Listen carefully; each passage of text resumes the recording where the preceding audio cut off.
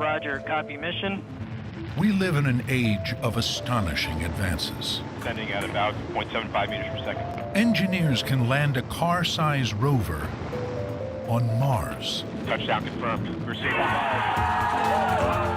Physicists probe the essence of all matter, while we communicate wirelessly on a vast worldwide network.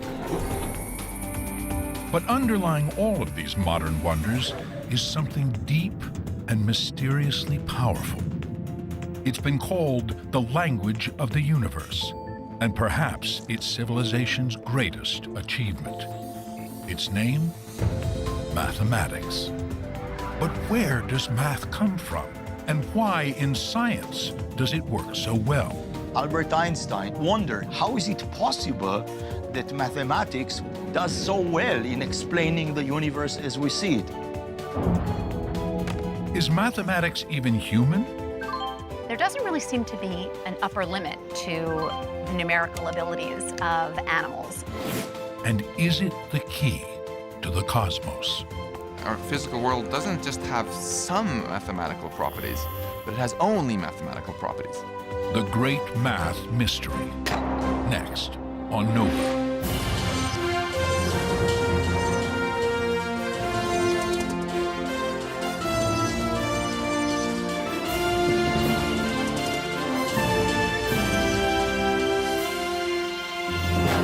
Major funding for NOVA is provided by the following: the David H. Koch Fund for Science, supporting NOVA and promoting public understanding of science,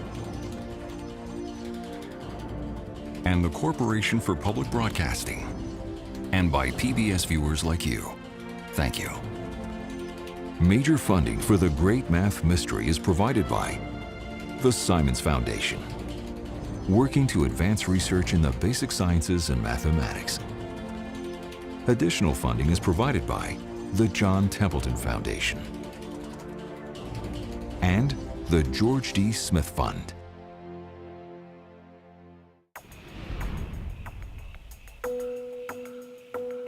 Human beings have always looked at nature and searched for patterns.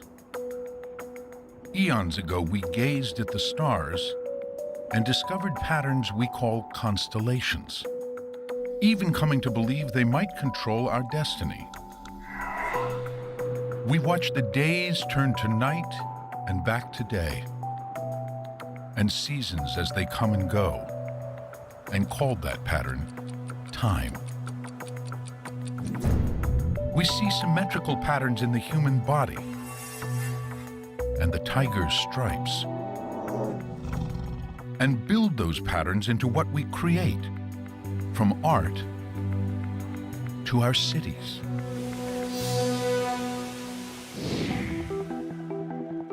But what do patterns tell us? Why should the spiral shape of the Nautilus shell be so similar to the spiral of a galaxy, or the spiral found in a sliced open head of cabbage? When scientists seek to understand the patterns of our world, they often turn to a powerful tool, mathematics. They quantify their observations and use mathematical techniques to examine them, hoping to discover the underlying causes of nature's rhythms and regularities. And it's worked, revealing the secrets behind the elliptical orbits of the planets to the electromagnetic waves that connect our cell phones. Mathematics has even guided the way, leading us right down to the subatomic building blocks of matter. Which raises the question, why does it work at all? Is there an inherent mathematical nature to reality? Or is mathematics all in our heads?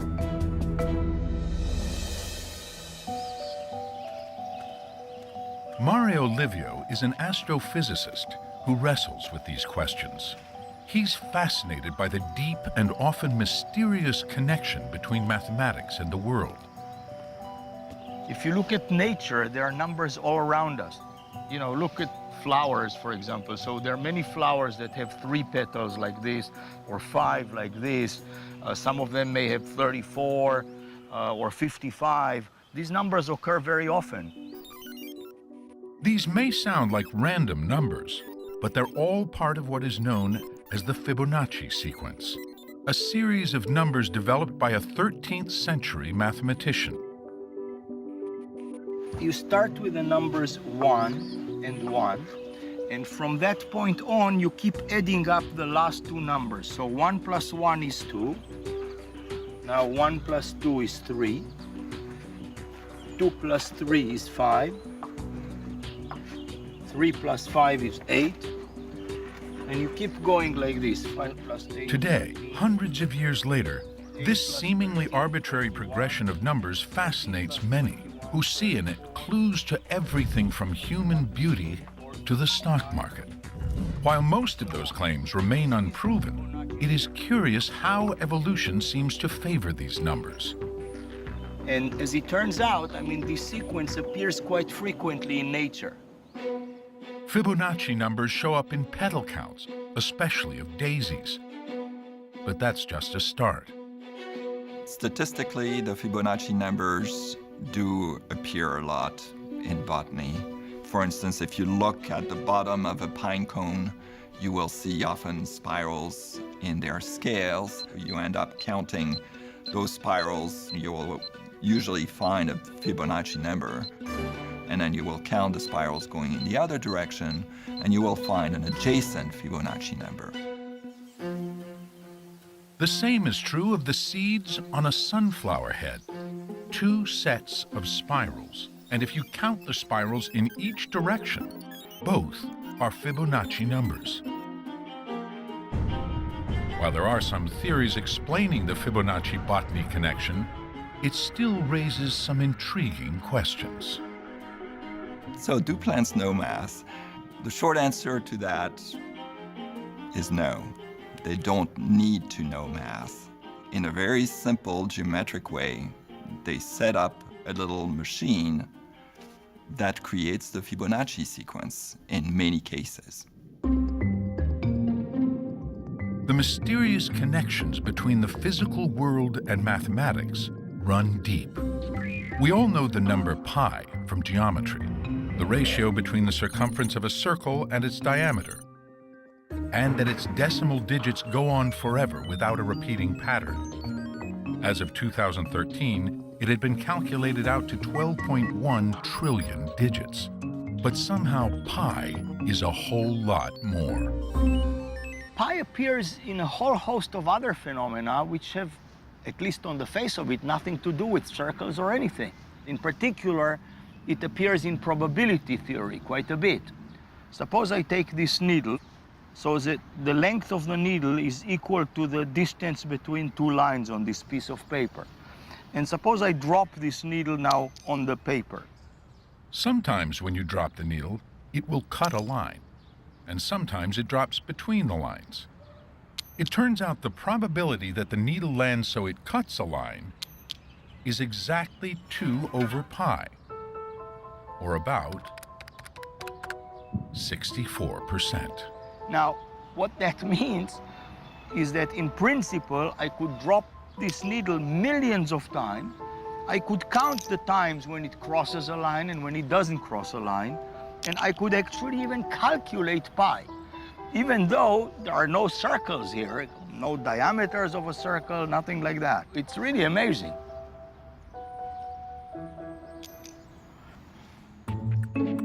Since pi relates a round object, a circle, with a straight one, its diameter, it can show up in the strangest of places.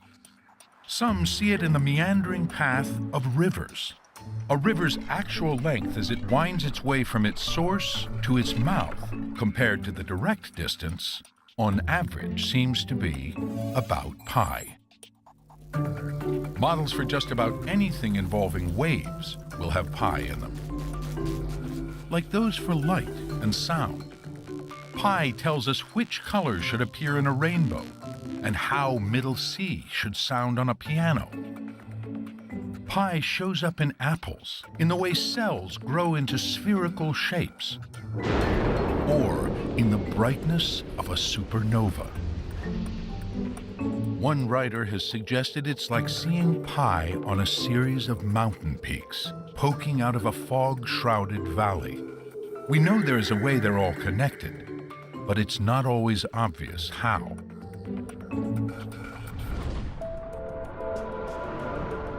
Pi is but one example of a vast interconnected web of mathematics that seems to reveal an often hidden and deep order to our world. Physicist Max Tegmark from MIT thinks he knows why. He sees similarities between our world and that of a computer game.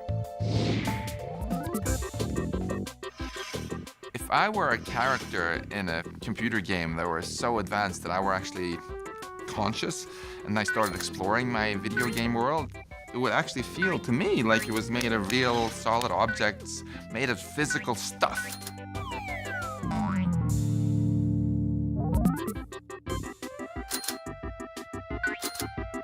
Yet if I started studying, as the curious physicist that I am, the properties of this stuff, the equations by which things move and the equations that give the stuff its properties, I would discover eventually that all these properties were mathematical. The mathematical properties that the programmer had actually put into the software that describes everything. The laws of physics in a game, like how an object floats, bounces, or crashes, are only mathematical rules created by a programmer. Ultimately, the entire universe of a computer game is just numbers and equations. That's exactly what I perceive in this reality too as a physicist, that the closer I look at things that seem non-mathematical, like my arm here in my hand, the more mathematical it turns out to be. Could it be that our world also then is really just as mathematical as the computer game reality? To Max, the software world of a game isn't that different from the physical world we live in. He thinks that mathematics works so well to describe reality because ultimately, mathematics is all that it is. There's nothing else. Many of my physics colleagues will say that mathematics describes our physical reality, at least in some approximate sense. I go further and argue that it actually is our physical reality, because I'm arguing that our physical world doesn't just have some mathematical properties, but it has only mathematical properties. Our physical reality is a bit like a digital photograph, according to Max. The photo looks like the pond, but as we move in closer and closer, we can see it is really a field of pixels, each represented by 3 numbers that specify the amount of red, green, and blue.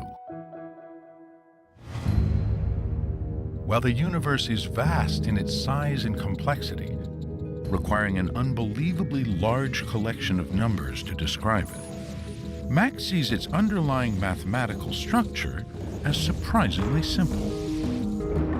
It's just 32 numbers, constants, like the masses of elementary particles, along with a handful of mathematical equations, the fundamental laws of physics.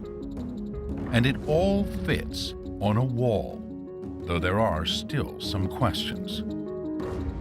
But even though we don't know what exactly is going to go here, I'm really confident that what will go here will be mathematical equations, that everything is ultimately mathematical. Max Tegmark's matrix-like view that mathematics doesn't just describe reality, but is its essence, may sound radical, but it has deep roots in history.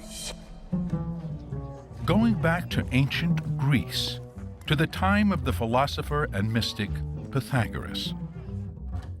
Stories say he explored the affinity between mathematics and music, a relationship that resonates to this day in the work of Esperanza Spalding, an acclaimed jazz musician who studied music theory and sees its parallel in mathematics.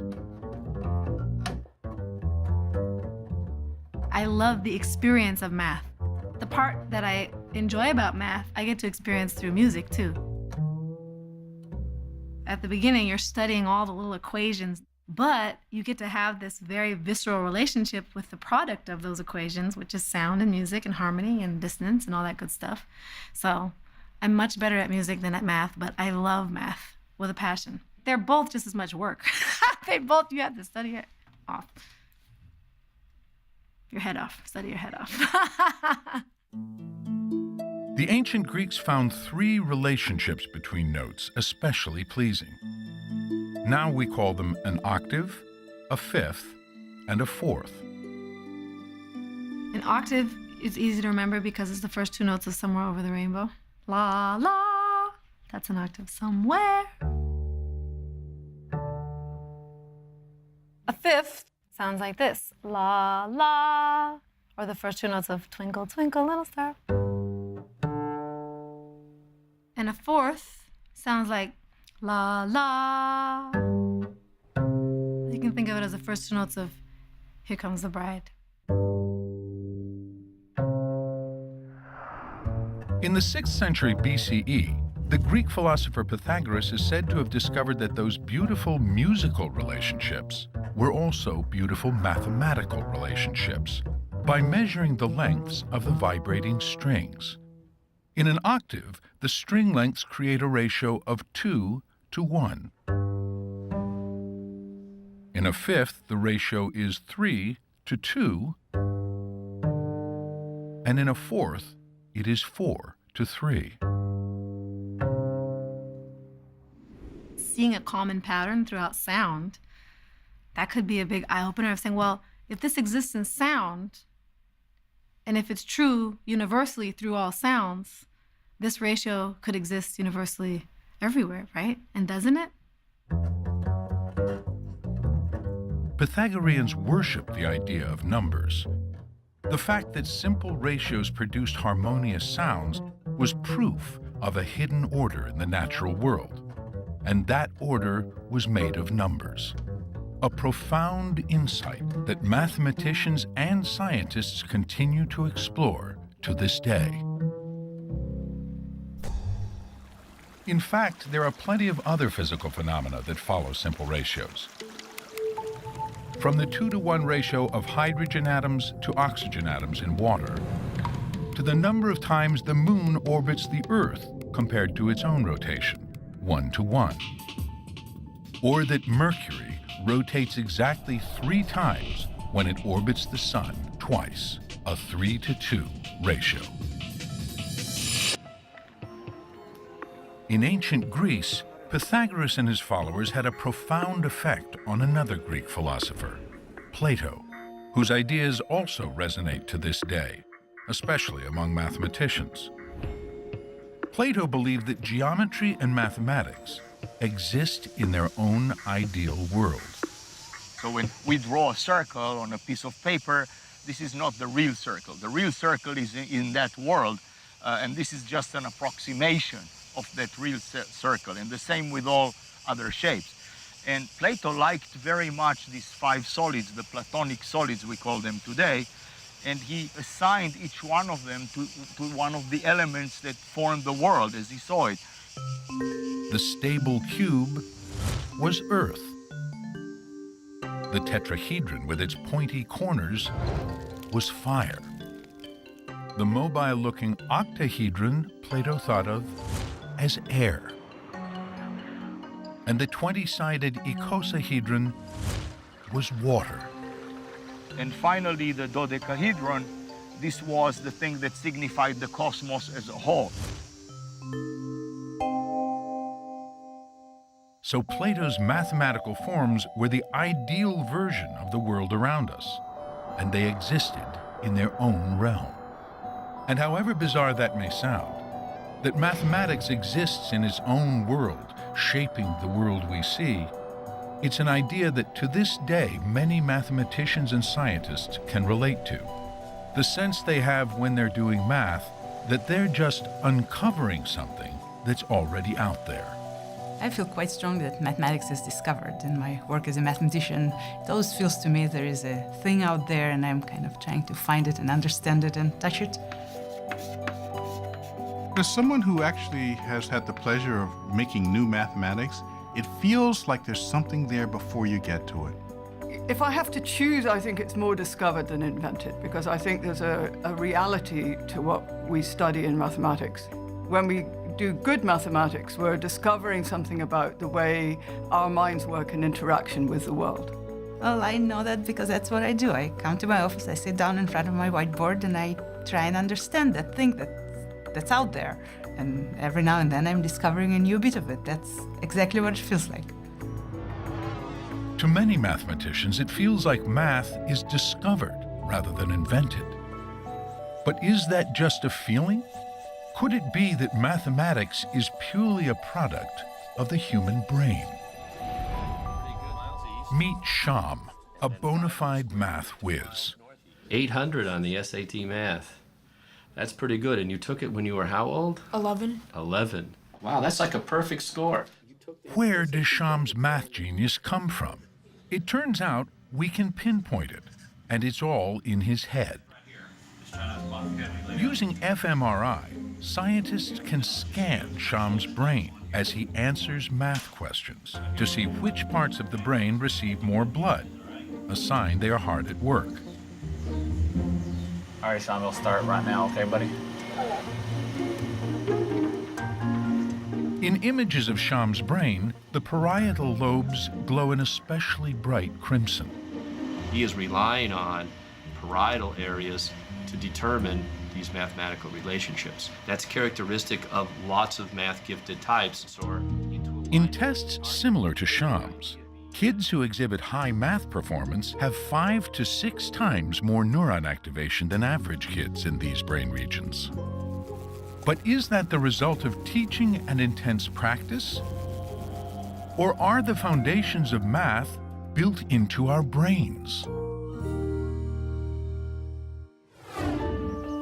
Scientists are looking for the answer here at the Duke University Lemur Center, a 70-acre sanctuary in North Carolina, the largest one for rare and endangered lemurs in the world. Like all primates, lemurs are related to humans through a common ancestor that lived as many as 65 million years ago. Scientists believe lemurs share many characteristics with those earliest primates, making them a window, though a blurry one, into our ancient past. Got a choice here, Terry's. Come on up. Duke professor Liz Brannon investigates how well lemurs, like Terry's here, can compare quantities. Many different animals choose larger food quantities. So what is Terry's doing? What are all of these different animals doing when they compare two quantities?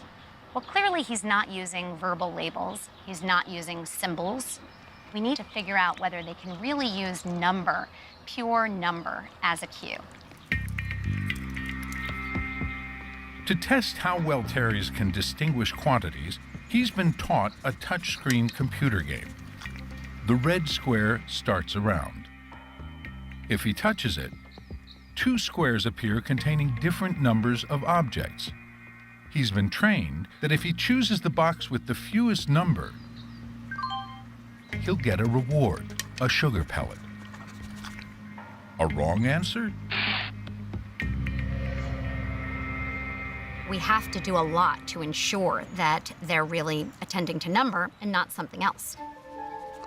To make sure the test animal is reacting to the number of objects and not some other cue, Liz varies the object's size, color, and shape. She has conducted thousands of trials and shown that lemurs and rhesus monkeys can learn to pick the right answer. Terry's obviously doesn't have language, and he doesn't have any symbols for number. So is he counting? Is he doing what a human child does when they recite the numbers 1, 2, 3? No. And yet, what he seems to be attending to is the very abstract essence of what a number is. Lemurs Lemurs and rhesus monkeys aren't alone in having this primitive number sense. Rats, pigeons, fish, raccoons, insects, horses, and elephants all show sensitivity to quantity. And so do human infants. They're going to be filming him. At her lab on the Duke campus, Liz has tested babies that were only 6 months old. They'll look longer at a screen with a changing number of objects, as long as the change is obvious enough to capture their attention.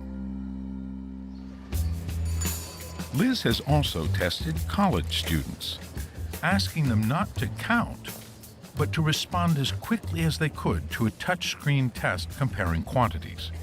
The results? About the same as lemurs and rhesus monkeys.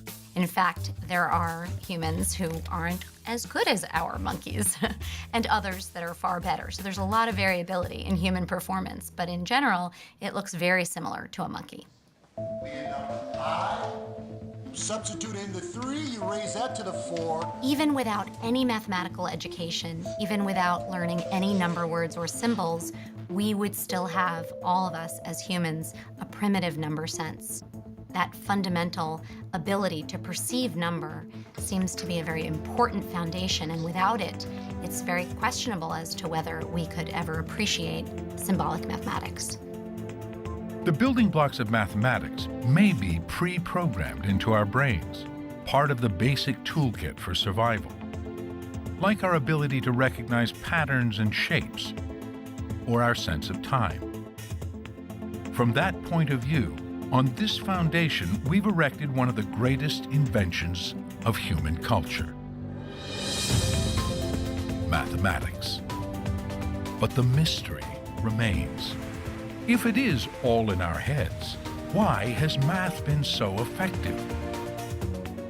Through science, technology, and engineering, it's transformed the planet, even allowing us to go into the beyond. As in the work here at NASA's Jet Propulsion Laboratory in Pasadena, California. Roger, copy mission. Coming up on entry. In 2012, Sky crane has started. they landed a car-sized rover Descending at about 0.75 meters per second as expected. on Mars. Touchdown confirmed. Proceed.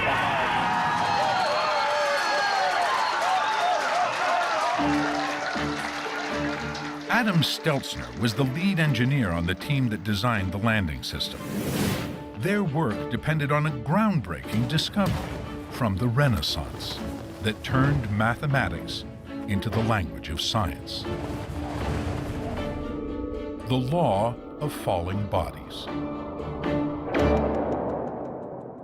The ancient Greek philosopher Aristotle taught that heavier objects fall faster than lighter ones. An idea that, on the surface, makes sense. Even this surface, the Mars Yard, where they test the rovers at JPL. So Aristotle reasoned that the rate at which things would fall was proportional to their weight, which seems reasonable. In fact, so reasonable, the view held for nearly 2,000 years, until challenged in the late 1500s by Italian mathematician Galileo Galilei. Legend has it that Galileo dropped 2 different weight cannonballs from the Leaning Tower of Pisa. Well, we're not in Pisa, we don't have cannonballs, but we do have a bowling ball and a bouncy ball. Let's weigh them. First, we weigh the bowling ball.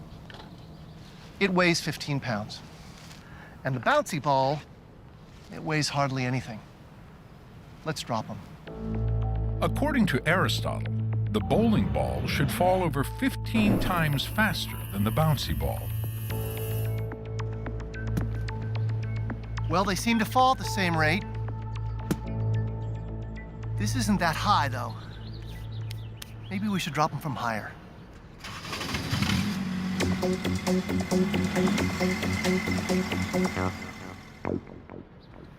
So Ed is 20 feet in the air up there. Let's see if the balls fall at the same rate. Ready? 3, 2, 1, drop.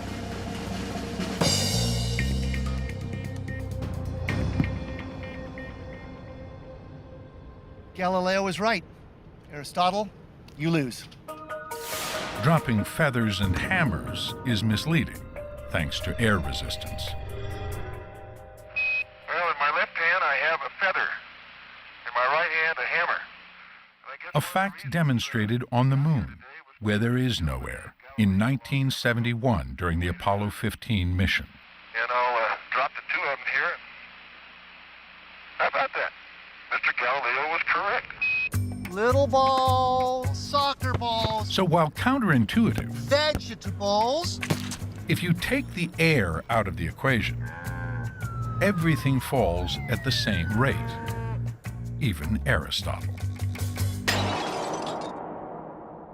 But what really interested Galileo was that an object dropped at one height didn't take twice as long to drop from twice as high. It accelerated. But how do you measure that? Everything is happening so fast. Oh, yes. Galileo came up with an ingenious solution. He built a ramp, an inclined plane, to slow the falling motion down so he could measure it. So we're going to use this ramp to find the relationship between distance and time.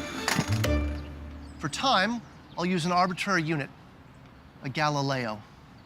1 Galileo. The length of the ramp that the ball rolls during 1 Galileo becomes 1 unit of distance. So we've gone 1 unit of distance in 1 unit of time. Now let's try it for a 2 count. 1 Galileo, 2 Galileo. In 2 units of time, the ball has rolled 4 units of distance. Now let's see how far it goes in 3 Galileos. 1 Galileo, 2 Galileo, 3 Galileo. In 3 units of time, the ball has gone 9 units of distance. So there it is. There's a mathematical relationship here between time and distance. Galileo's inspired use of a ramp had shown falling objects follow mathematical laws. The distance the ball traveled is directly proportional to the square of the time. That mathematical relationship that Galileo observed is a mathematical expression of the physics of our universe. Galileo's centuries-old mathematical observation about falling objects remains just as valid today. It's the same mathematical expression that we can use to understand how objects might fall here on Earth, roll down a ramp. It's even a relationship that we used to land the Curiosity rover on the surface of Mars. That's the power of mathematics. Galileo's insight was profound. Mathematics could be used as a tool to uncover and discover the hidden rules of our world. He later wrote, "The universe is written in the language of mathematics." Math is really the language in which we understand the universe. We don't know why it's the case that the laws of physics and the universe follows mathematical models, but it does seem to be the case.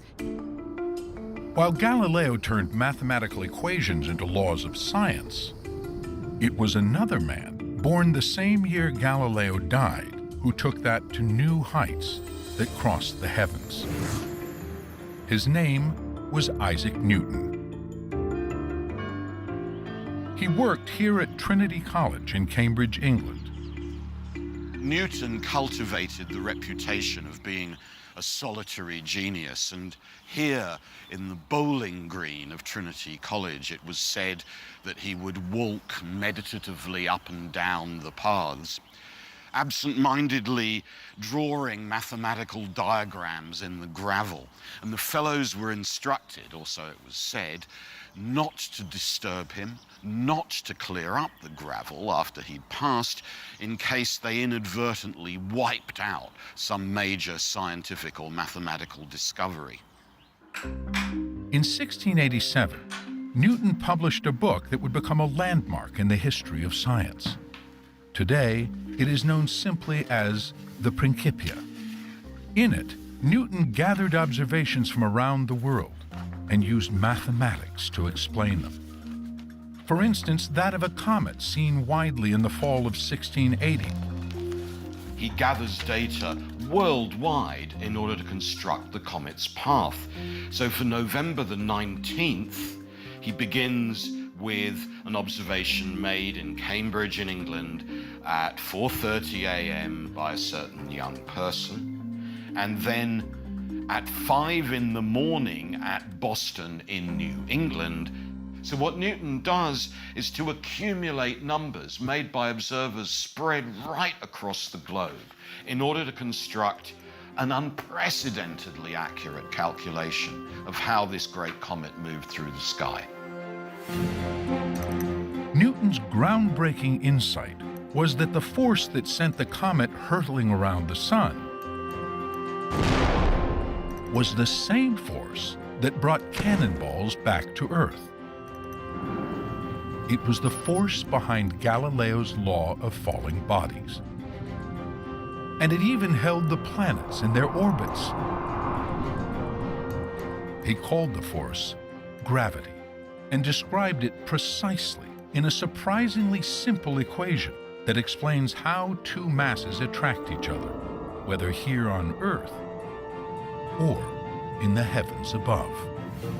What's so impressive and so dramatic is that a single mathematical law would allow you to move throughout the universe. Today, we can even witness it at work beyond the Milky Way. This is a picture of two galaxies that are actually being drawn together in a merger. This is how galaxies build themselves. Yeah. Right. Mario Livio is on the team working with the images from the Hubble Space Telescope. For decades, scientists have used Hubble to gaze far beyond our solar system, even beyond the stars of our galaxy. It's shown us the distant gas clouds of nebulae and vast numbers of galaxies wheeling in the heavens, billions of light years away. And what those images show is that throughout the visible universe, as far as the telescope can see, the law of gravity still applies. You know, Newton wrote these laws of gravity and of motion based on things happening on Earth and the planets in the solar system and so on. But these same laws, these very same laws, apply to all these distant galaxies and, you know, shape them, and everything about them, how they form, how they move, is controlled by those same mathematical laws. Some of the world's greatest minds have been amazed by the way that math permeates the universe. Albert Einstein, he wondered, he said, how is it possible that mathematics, which is, he thought, a product of human thought, does so well in explaining the universe as we see it? And Nobel laureate in physics, Eugene Wigner, coined this phrase, the unreasonable effectiveness of mathematics. He said that the fact that mathematics can really describe the universe so well, in particular physical laws, is a gift that we neither understand nor deserve.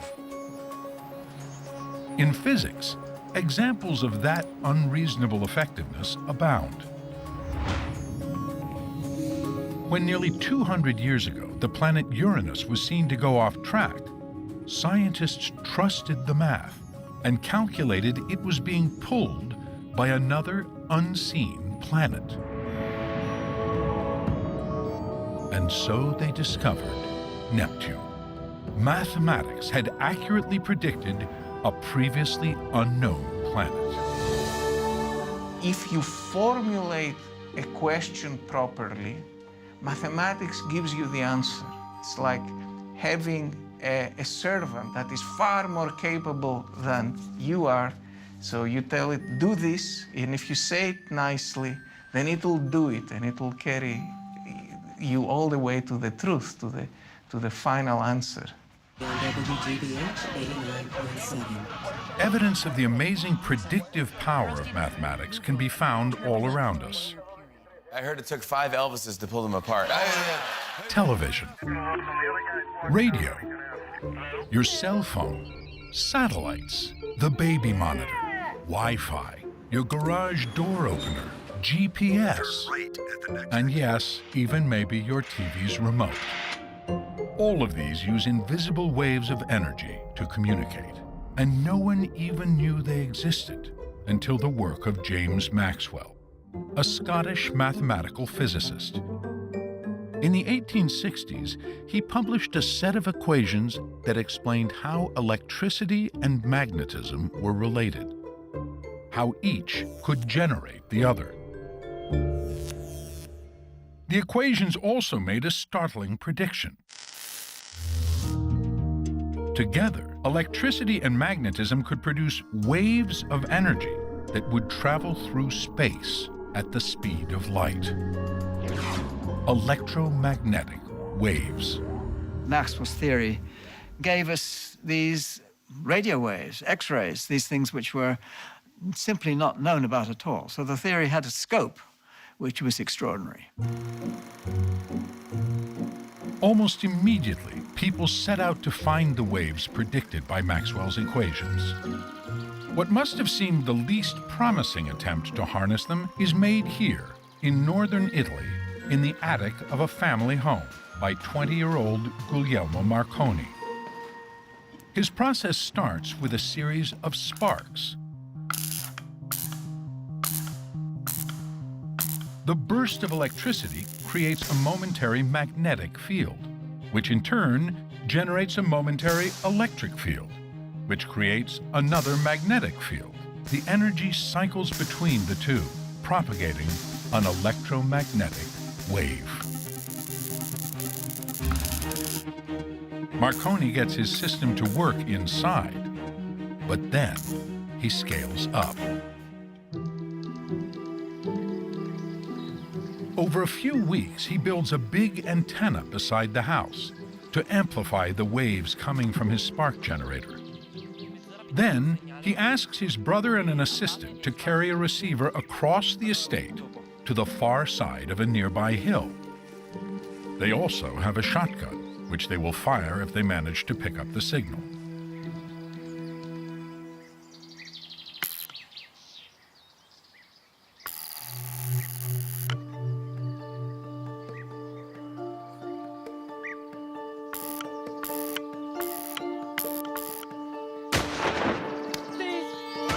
And it works.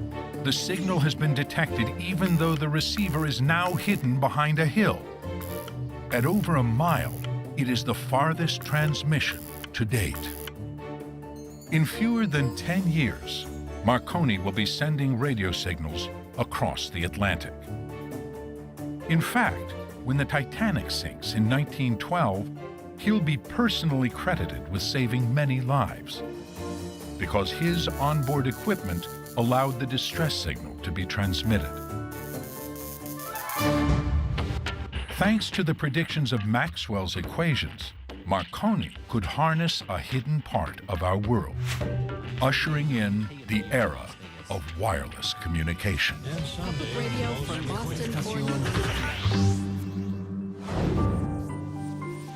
Since Maxwell and Marconi, evidence of the predictive power of mathematics has only grown, especially in the world of physics. 100 years ago, we barely knew atoms existed. It took experiments to reveal their components, the electron, the proton, and the neutron. But when physicists wanted to go deeper, mathematics began to lead the way, ultimately revealing a zoo of elementary particles. Discoveries that continue to this day here at CERN, the European Organization for Nuclear Research in Geneva, Switzerland. These days, they're most famous for their Large Hadron Collider, a circular particle accelerator about 17 miles around, built deep underground. This $10 billion project, decades in the making, had a well-publicized goal: the search for one of the most fundamental building blocks of the universe. A subatomic particle mathematically predicted to exist nearly 50 years earlier by Robert Brout and François Englert, working in Belgium, and Peter Higgs in Scotland. Peter Higgs sat down with the most advanced physics equations we had and calculated and made this audacious prediction. And if we built the most sophisticated machines humans have ever built and used it to smash particles together near the speed of light in a certain way, that we would there discover a new particle, if this math was really accurate. The discovery of the Higgs particle would be proof of the Higgs field, a cosmic molasses that gives the stuff of our world mass, what we usually experience as weight. Without mass, everything would travel at the speed of light and would never combine to form atoms. That makes the Higgs field such a fundamental part of physics that the Higgs particle gained the nickname the God particle. In 2012, experiments at CERN confirmed the existence of the Higgs particle, making the work of Peter Higgs and his colleagues decades earlier one of the greatest predictions ever made. Well, we built it, and it worked, and he got a free trip to Stockholm.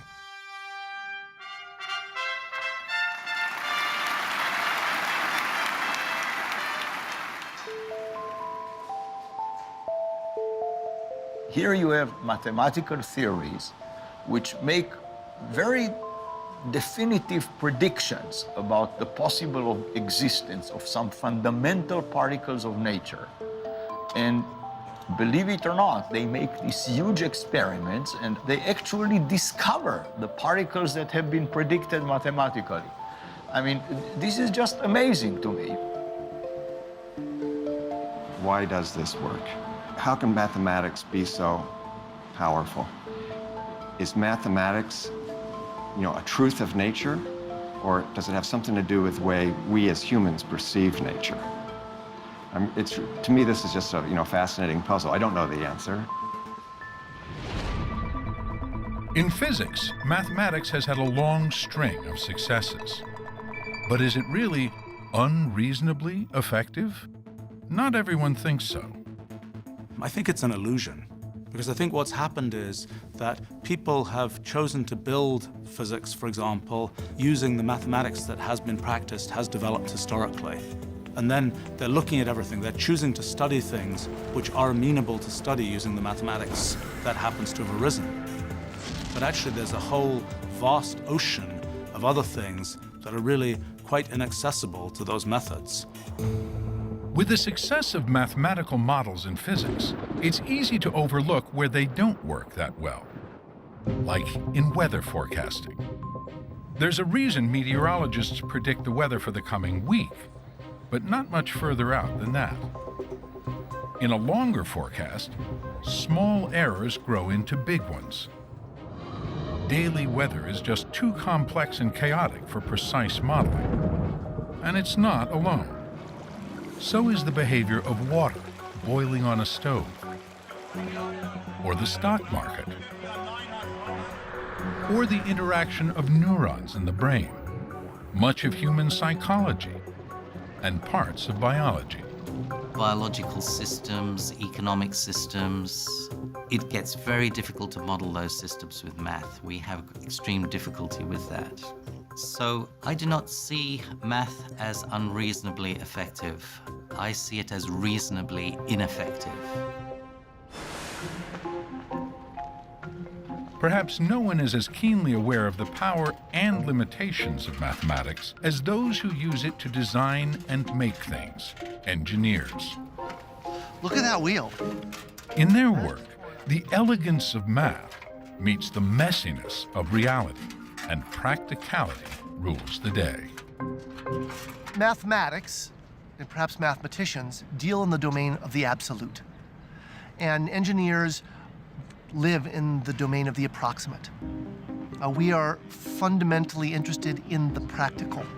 And so frequently we make approximations, we cut corners, we omit terms and equations to get things that are simple enough to suit our purposes and to meet our needs. Many of our greatest engineering achievements were built using mathematical shortcuts. Simplified equations that approximate an answer, trading some precision for practicality. And for engineers, approximate is close enough to take you to Mars. For us engineers, we don't get paid to do things right. We get paid to do things just right enough. Many physicists see an uncanny accuracy in the way mathematics can reveal the secrets of the universe, making it seem to be an inherent part of nature. Meanwhile, engineers in practice have to sacrifice the precision of mathematics to keep it useful, making it seem more like an imperfect tool of our own invention. So which is mathematics? A discovered part of the universe? Or a very human invention? Maybe it's both. What I think about mathematics is that it is an intricate combination of inventions and discoveries. So for example, take something like natural numbers, 1, 2, 3, 4, 5, etc. I think what happened was that people were looking at many things, for example, and seeing that there are 2 eyes, you know, 2 breasts, 2 hands, you know, and so on. And after some time, they abstracted from all of that the number 2. According to Mario, 2 became an invented concept, as did all the other natural numbers. But then, people discovered that these numbers have all kinds of intricate relationships. Those were discoveries. We invented the concept, but then discovered the relations among the different concepts. So is this the answer? That math is both invented and discovered? This is one of those questions where it's both. Yes, it feels like it's already there, but yes, it's something that comes out of our deep creative nature as human beings. We may have some idea to how all this works, but not the complete answer. In the end, it remains the great math mystery.